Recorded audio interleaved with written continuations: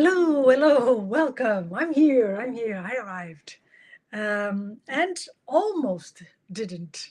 So we already spoke in another podcast about change of plans. So I had a change of plans. So I just arrived home for picking up my youngest son, sick from school. So almost I could not do it. And I can still not promise that it will be, the full length of this podcast exactly because of that topic. So it's downstairs for now, it's okay, but you'll never know. So thank you. Thank you for joining me on the Coaches Next Door podcast. And today, the topic is I think the topic today was a suggestion that I received from a follower. And I go like, when I saw it, I was like, oh my God, I really want to talk about this because I think I probably take the risk of saying that is no one in this world that never went through this, right? The idea that we need to speak about emotions that hurt us, and emotions that create a wound and create a sensation that we are not enough, for instance. Hi from France, Anita. Thank you for joining. You are always with us. That is so nice. And yes, thank you, Beatrice. Thank you. Um, so, we are talking about this communication of painful emotions, right? Because, yes, we need to address the emotion that we are feeling inside already of this sensation that we are, hurt. And we also experience, humiliation, shame, and guilt, and disappointment, and resentment, and sometimes even grief is so incredible how sometimes we just feel that something's gone, and sometimes it's, yeah, even the trust from that we deliver to the other person is a little bit gone, and that is a moment of grief, of course. And when we feel rejection, but we all feel that, but talking about this is so, or can be so hard, right?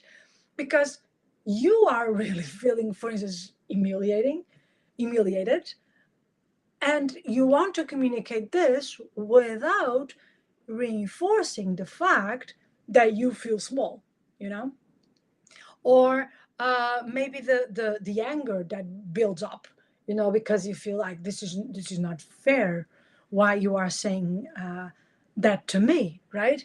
So talking about emotions that hurt us, without even going for what technically we call the child role, is hard. It's hard to speak about an emotion that created a painful feeling without us claiming attention. And when we claim attention, we know that we are drifting into the child role. Okay, so we want to communicate all these emotions still in an adult way, because that is the way also that the other person is going to get it. And the thing is that we are playing here with several things, because the biggest tendency, and even we are talking about studies that were made, very related with constellations, human constellations and family constellations, that when someone hurt us, we have a kind of an urgency of promoting the same pain to the other person. Okay, so that is very natural of us. So someone hurt us, and we want to hurt that person back, and it's not a very conscious thing. I think most part of the times you say, no, but I just don't want the other person to understand how I feel. But yeah, we do that a lot of times with that, slight idea that for you to understand, you need to feel it as well.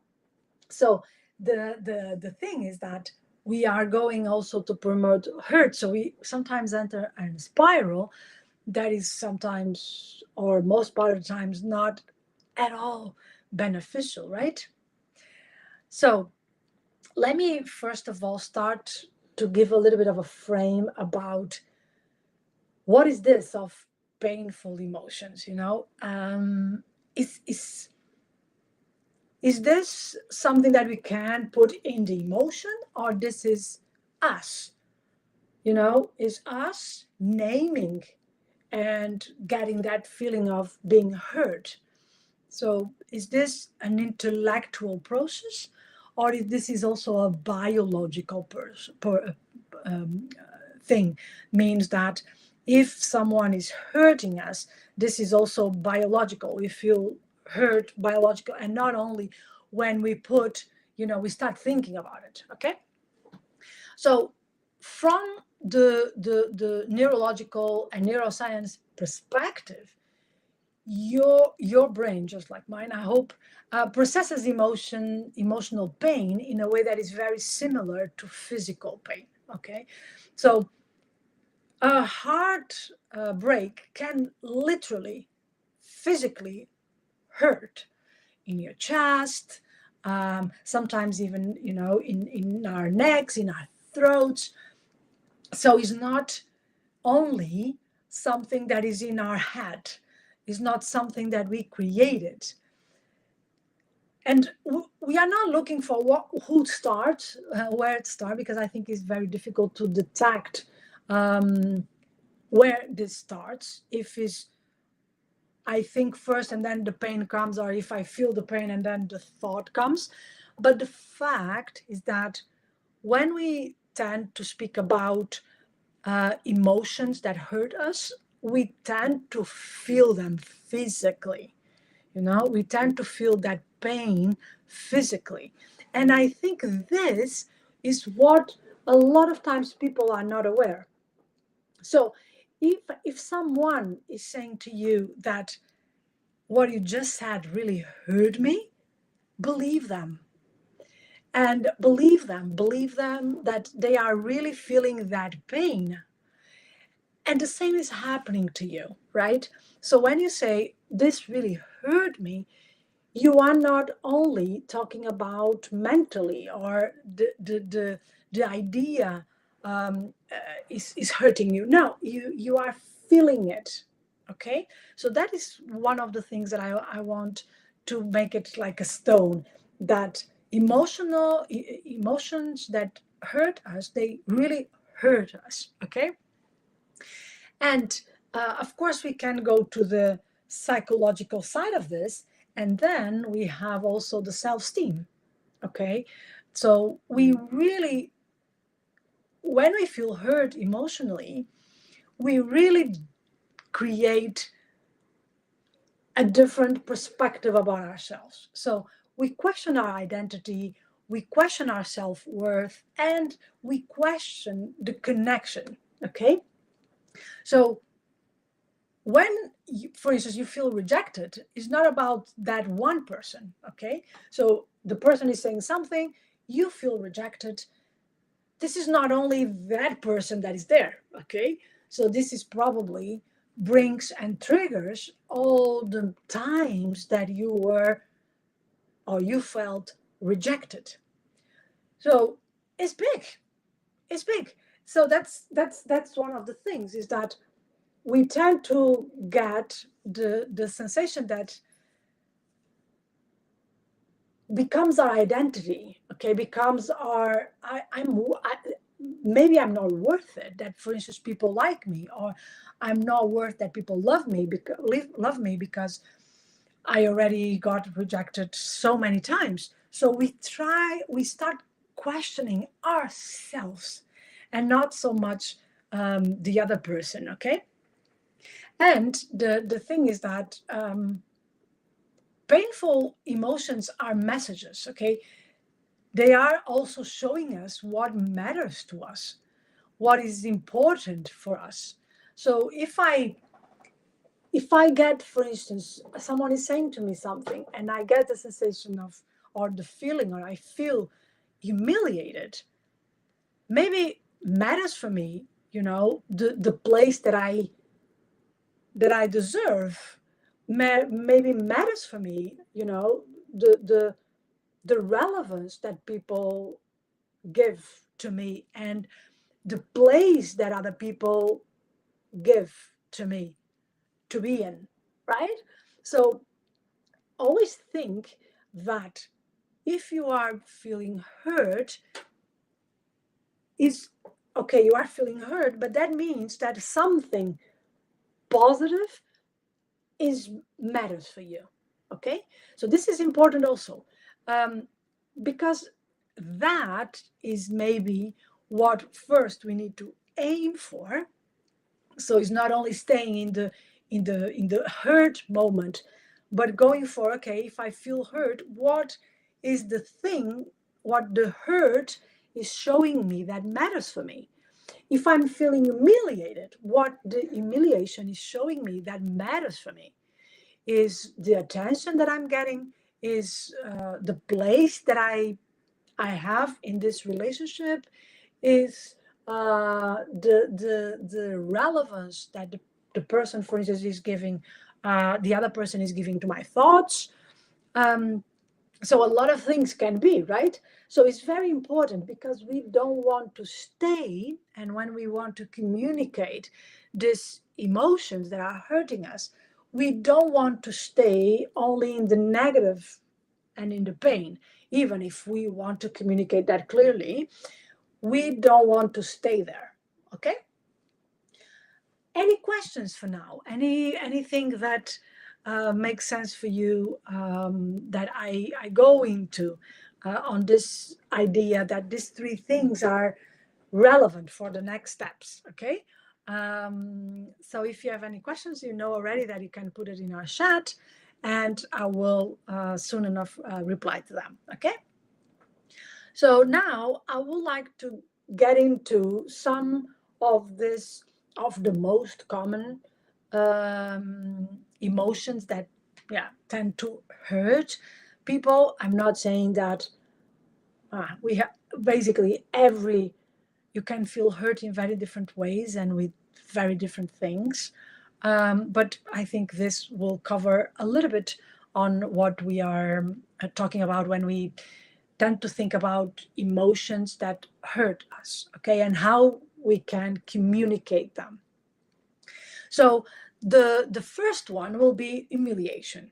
Okay, so we feel humiliated, and is one of the biggest painful emotions. Yeah. Why? Because touches our sense of dignity, and that's big. That's big. So you feel exposed, you feel, powerless, um, you feel that it's no space for you. Um, so it's no, yeah, it's no space. That's the best thing, best metaphor that I can. When you feel humiliated, it's like, is this is not my space. So, and you feel powerlessness in the sense that you cannot take that space, right? Because you feel humiliated.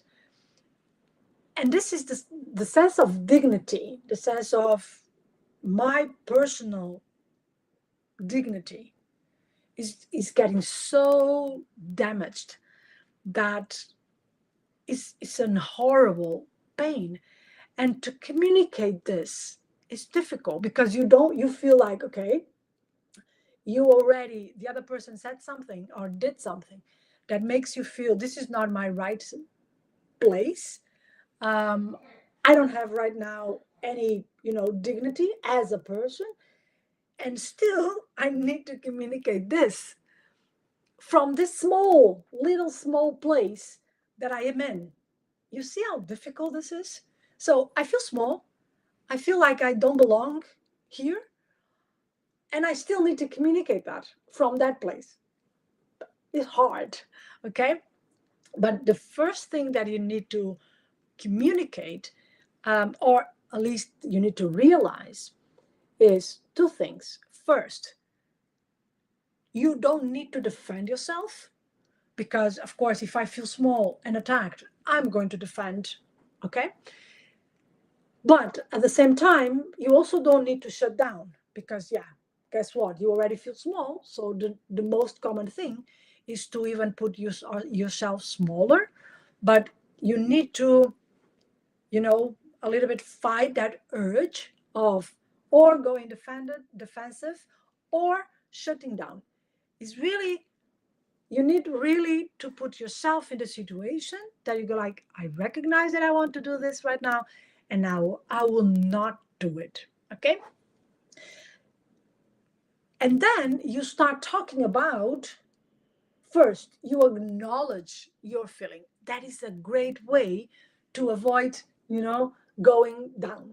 Okay. So first you're saying like, I feel deeply embarrassed by what happened in that meeting, or I feel very embarrassed from what just happened right now. Okay. So you are not blaming anyone.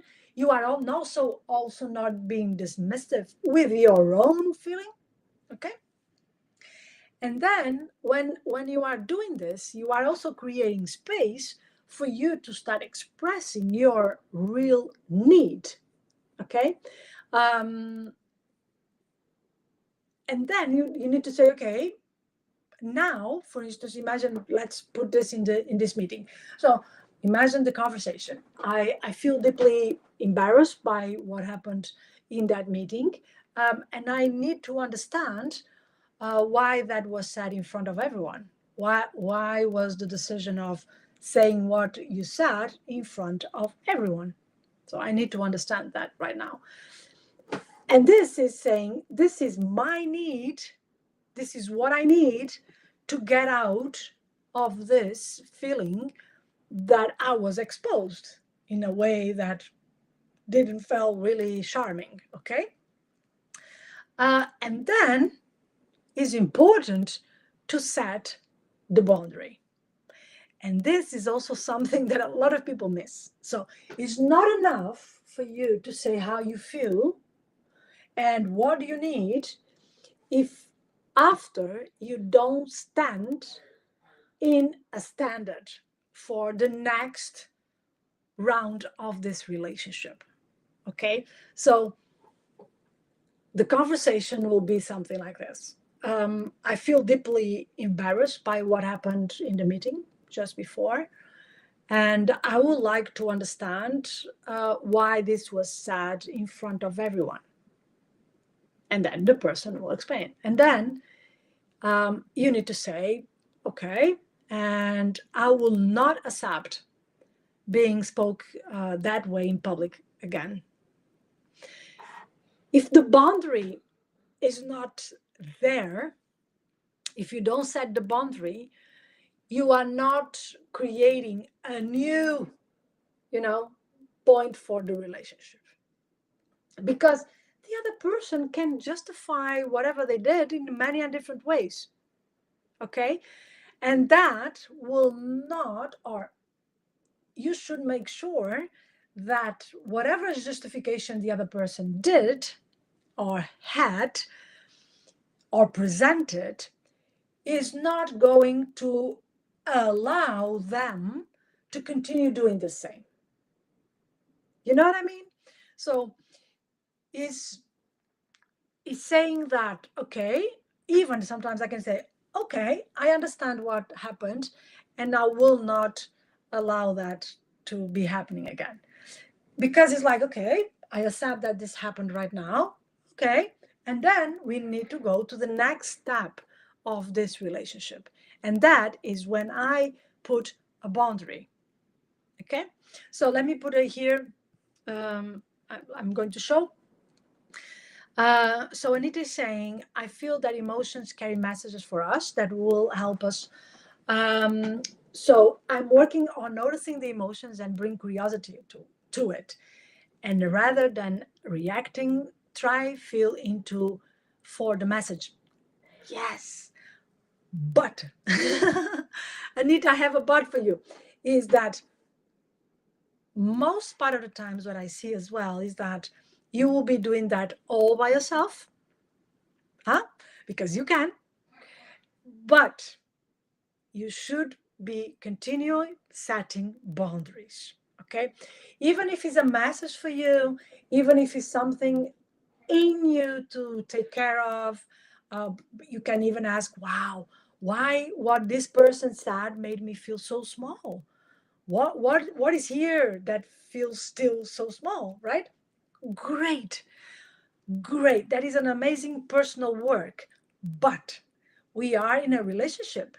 So it's important that we also don't do this by ourselves all the time without setting boundaries to the other person. Yes, I have a lot of things on me. Yes, but you also are triggering things on me. So if we want to keep this relationship in a good place, we need to take care of each other. And this is my boundary. Okay, pay attention to this because this is something that I see a lot happening with people with a little bit more, knowledge, a little bit more capacity of curiosity and asking great questions. Is that okay? You know what? I will deal with this all by myself.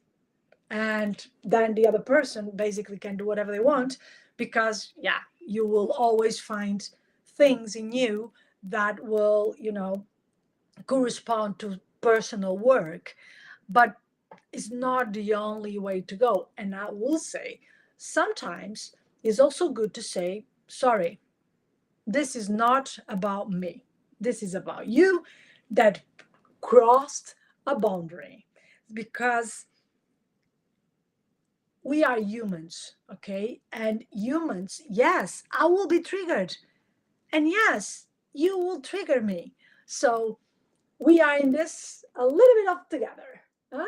So it's not okay that I take, also because to be brutally honest, I also think that that is a little bit on, how do you say, elevated ego or elevated moral. Like, in a kind of a way, when we are doing that to the other person, like you can say whatever, I will deal with that. I will ask my own questions. I will find a way to deal with this.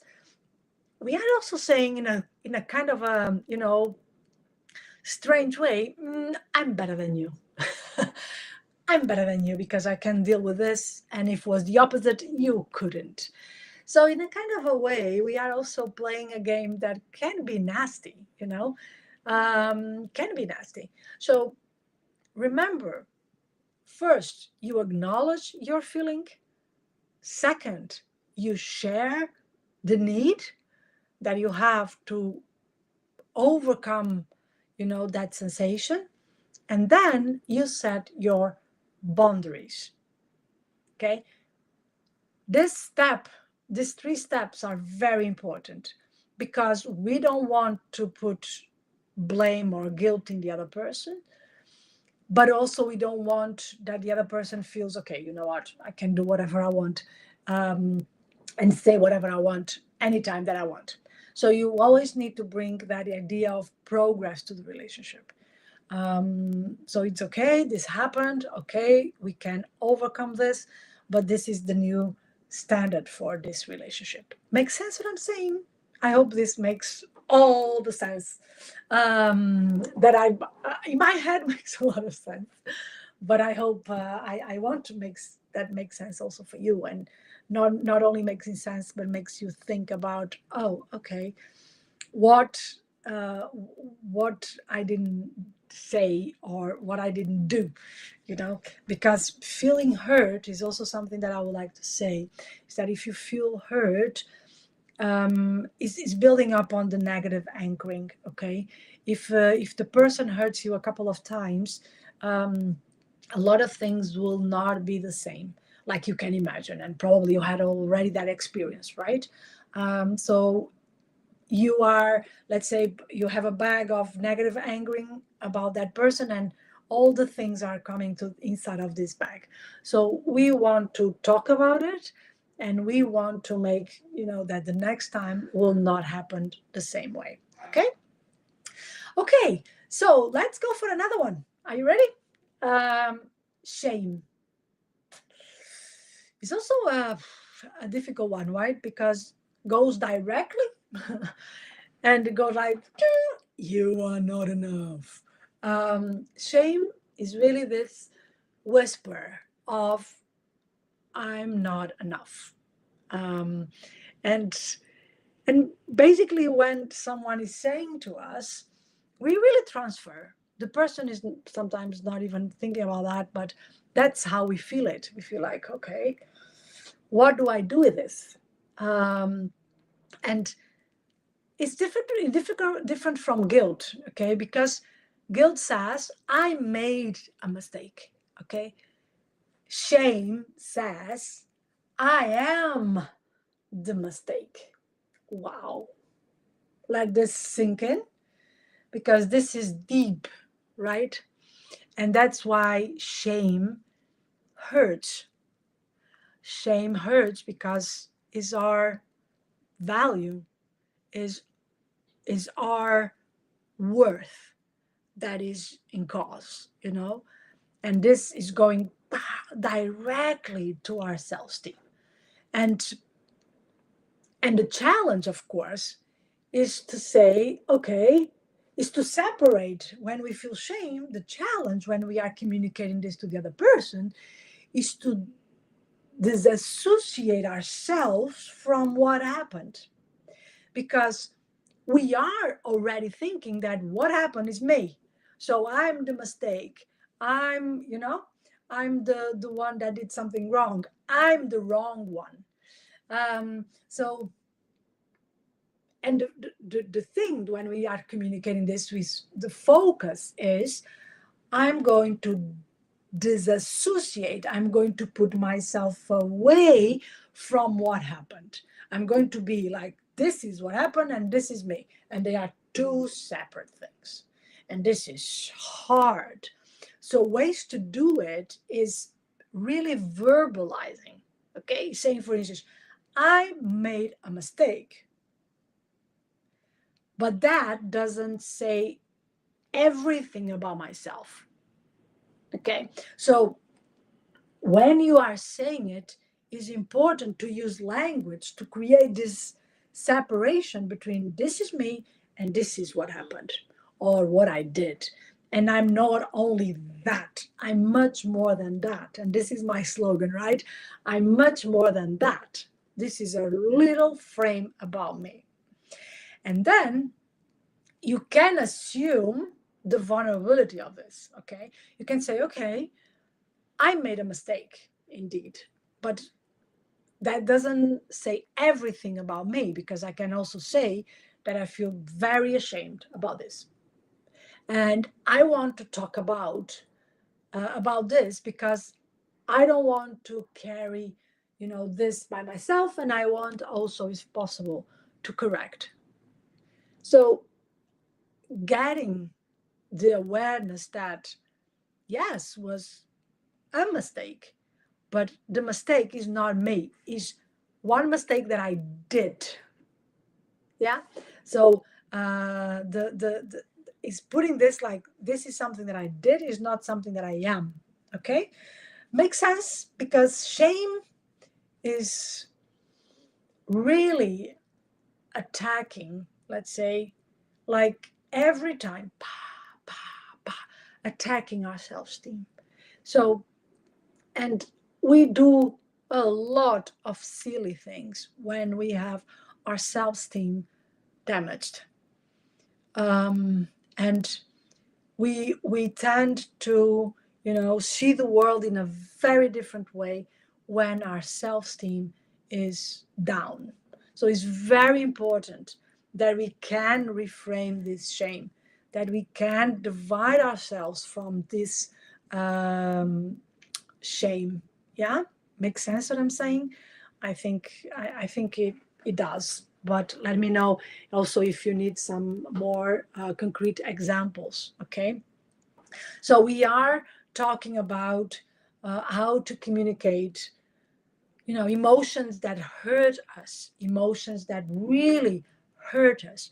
And I want to reinforce again that this feeling of hurt is not only mental. So a lot of times, and most part of the times, if not always, people will refer to a physical pain as well. So it's not only mental, it's also physical. So that's why, sorry, it was really impossible to control it. Was a sneeze. So it's very important that we realize that this hurt is not only, a hurt that stays in our mind. It's much more than that. I want to go for one more emotion that I think is, important, and that is rejection. Is also a, let's say, a very common one, that we feel rejected. And rejection is, again, very painful because attacks our sense of belonging, you know? Um, so it's like, I don't belong here when I feel rejected. And grief, in another hand, is about I lost. So it's not about I belong here, is that I don't get something anymore. Okay.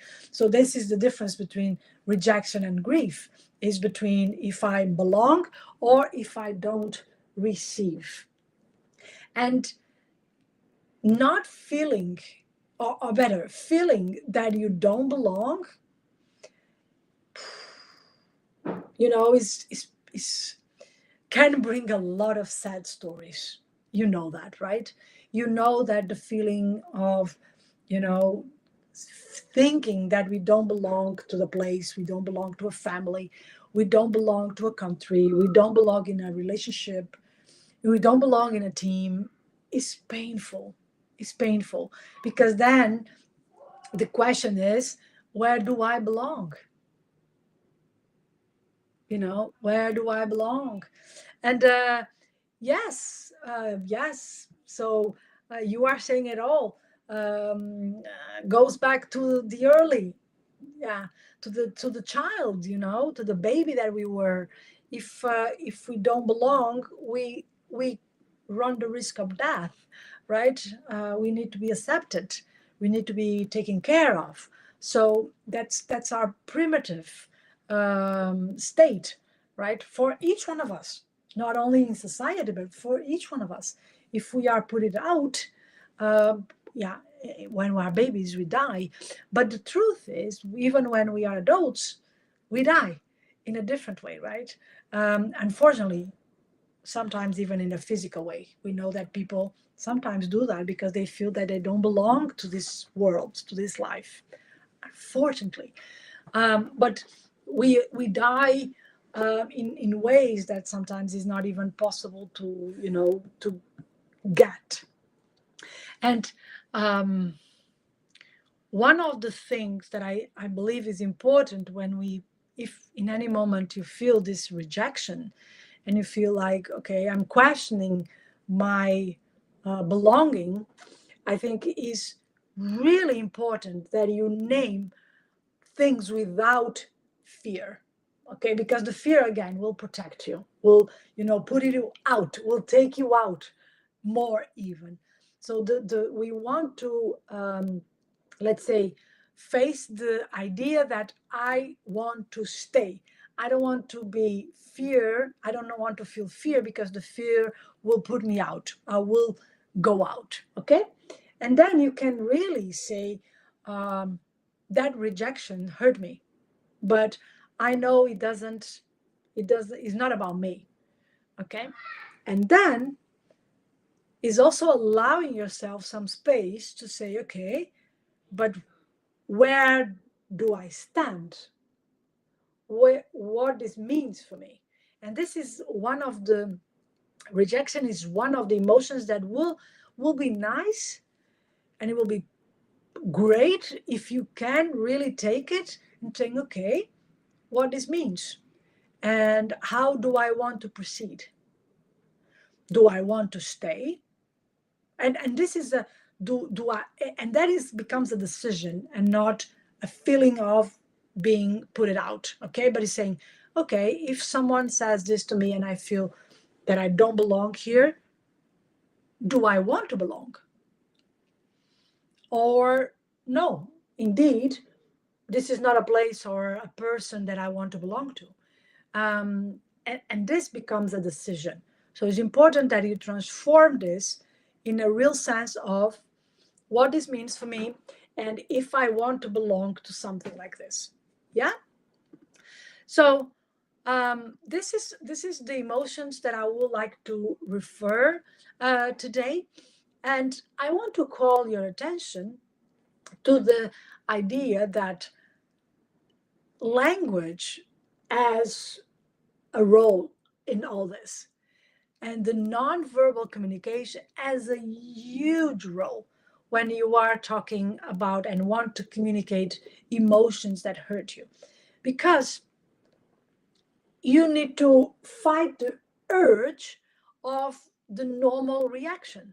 So if someone is humiliating, I'm probably going to, make myself small, because that is the way that I go like, oh, okay, I don't want to get more this attack. Okay. So we need to use language in a very um, conscious way, and you need to use your nonverbal also in a very intentional way. Okay. So one of the things is that when you are communicating things that hurt you, always use I and not you. I. So statements, create a statement instead of blaming the other person. Okay, we want to stay away from blaming. Will not help you, will not change anything to blame the other person, much more the opposite even. So always use I. Yeah. So instead of you just said something to humiliate me, I feel humiliated in this moment. So is taking my own accountability and saying, I'm feeling like this. I don't know if that was your intention. I don't know that if that was what you wanted, your intent, but this is how I'm feeling. Okay. And about the your nonverbal is realizing when, for instance, someone is humiliating you, or you feel humiliated, or you feel shame, how normally you do this. Do you go small? Do you cross your arms? Do you start like frowning? How do you do this? And then he's saying, okay, you know what, I will be doing another thing. So if normally when someone humiliated, I go like, oh, okay. So I change my not natural and my pattern of nonverbal in relationship to that feeling. That is also allowing to decrease a little bit the biochemical to continue happening, and the body to continue doing that emotion. Make sense? And I think one of the most difficult things, okay, in terms of language, is allow silence. Allow you saying and waiting that the other person maybe is going to, want to think about it. Or even you, yourself, like, I need a minute. Um, and because when you continue talking, a lot of things can happen. You start justifying yourself, you start, blaming, you start having an argument about what I did, what you did, and what you should be doing, and what I should be doing. So a lot of bad things happen when we continue talking, and we don't allow the silence, the time for each one of us to, hear, pause, reflect, create a different reaction. Yeah. Silence is sometimes not. The other day someone said, oh, but then I can start giving the silent treatment. No, is silence is not saying it is a big difference here. So it's really like I need time to process. I need time to digest. You know this expression? I need time to digest what just happened. That's fine. Okay? So just to end and to give you a little bit of a summary, well, painful emotions are part of being human. They will always happen. It's good even that we sometimes feel that, can be a kind of a measure and a radar about also how we feel about ourselves. But the way that we communicate them is the difference between I get cross to the other side of that hurt, or if I keep myself stuck in that pain. And I create the thing that I already told you, the negative anchoring. Okay? So emotions are messages for me, for you, for the relationship. So it's not about if they are good or bad, it's about what is the message of this emotion right now. What this emotion is showing about our relationship, what this emotion is showing about me, what is this emotion is showing about you. Okay? Communicate with clarity, self-respect, and emotional intelligence. So communicate from a place that is really wanting to bring something new to the relationship. Communicate from a place that is really wanting to, make the relationship what the relationship should be, or what do you want from that relationship. The should be is for you. Okay, what you are wanting from this relationship.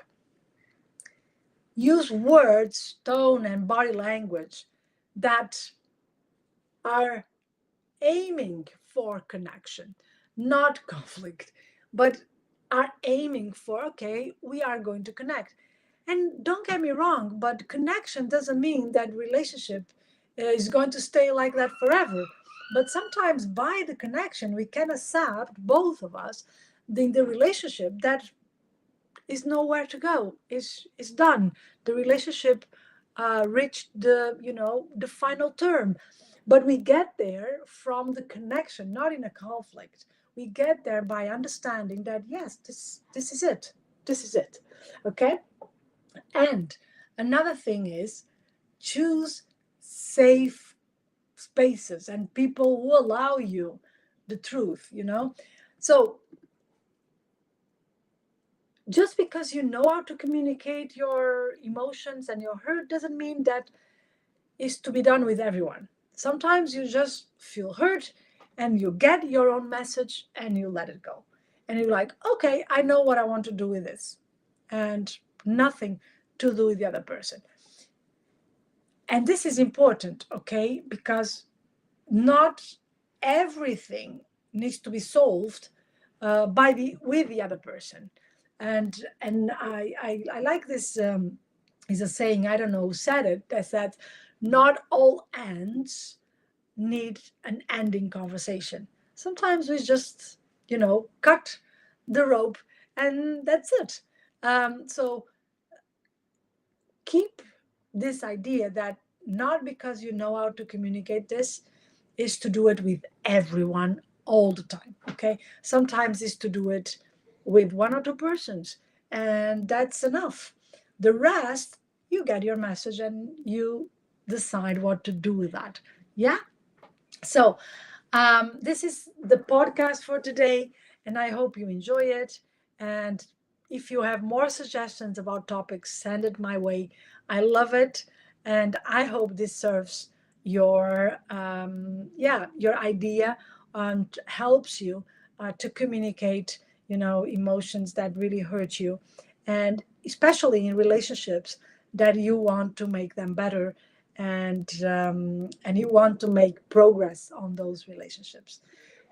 Have a great weekend. Take care of yourself.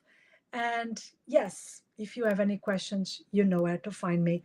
just send me a message. And the newsletter is coming up. So if you want also to get your newsletter in your email, let us know, and you will receive more about this. Take care. Have a nice one. Bye bye.